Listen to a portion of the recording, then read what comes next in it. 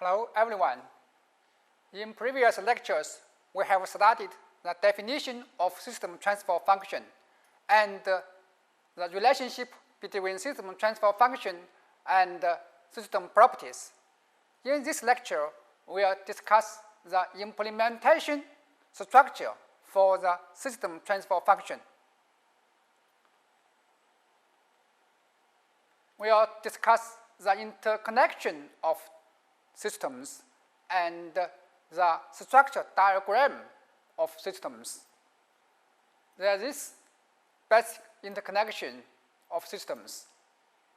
First, we will discuss the cascade connection of systems.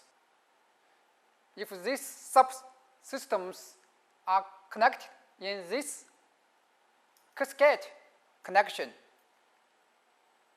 we can get its system transfer function. H of z equals h1 of z times h2 of z.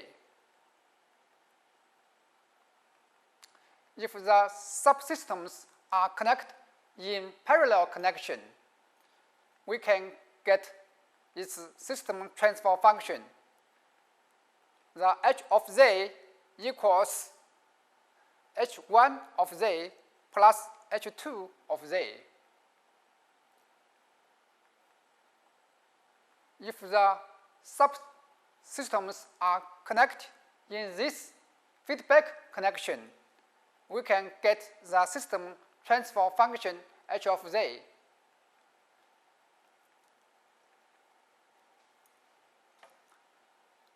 H of z is described in this expression.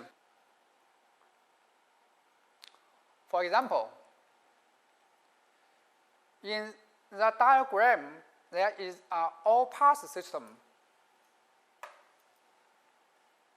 The output is identical to the input for an all-pass system. So the transfer function for the all-pass system is 1. So we can get the system transfer function for this system. Here is another example. We introduce intermediate variables x1 of z and x2 of z. According to this connection, we can get the system transfer function h of z. Here is another example. We introduce the intermediate variable g of z. According to this diagram, we can get this equation. Reorganize it, we can get h of z. And we can find the relation between g of z and y of z. Taking the g of z into this equation, we can get this equation. Because the system is a causal system, so its pole should be located in the unit circle in z plane. So its magnitude of pole should be less than 1. We can get the magnitude of beta should be less than 3. According to the interconnection of systems, we can discuss the structure diagram of systems. There are 3 form structures. First, we will discuss direct form structure. The transfer function for n order LTI systems, its system transfer function h of z can be represented in this form. Let m equals n, h of z is represented as a cascade connection. H1 of z corresponding to this expression. H2 of Z corresponding to this expression. The difference equations corresponding to H1 of Z and H2 of Z. According to these equations, we can get the diagram. According to this equation, we can get the forward path. It corresponding to the numerator coefficients. According to this equation, we can get the feedback path. It corresponds to the denominator coefficients. Put them together, we can get the diagram for H of Z.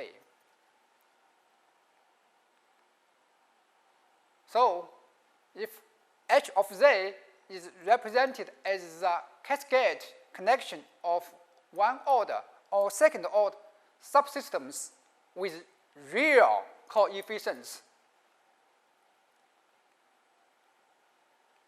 the form is called cascade form structure. Each subsystem is implemented in direct form structure. If H of Z is represented as the parallel connection of one order or second order subsystems with real coefficients, the form is called parallel form structure. Each subsystem is implemented in direct form structure. For example, depict the structure diagram for this system transfer function. This is a direct form structure. The forward path corresponding to its numerator coefficients. The feedback path corresponding to its denominator coefficients. This is a cascade form structure. H of Z is represented into the cascade connection. This fraction corresponding to this diagram. This fraction corresponding to this diagram. H of Z is represented as into this parallel connection.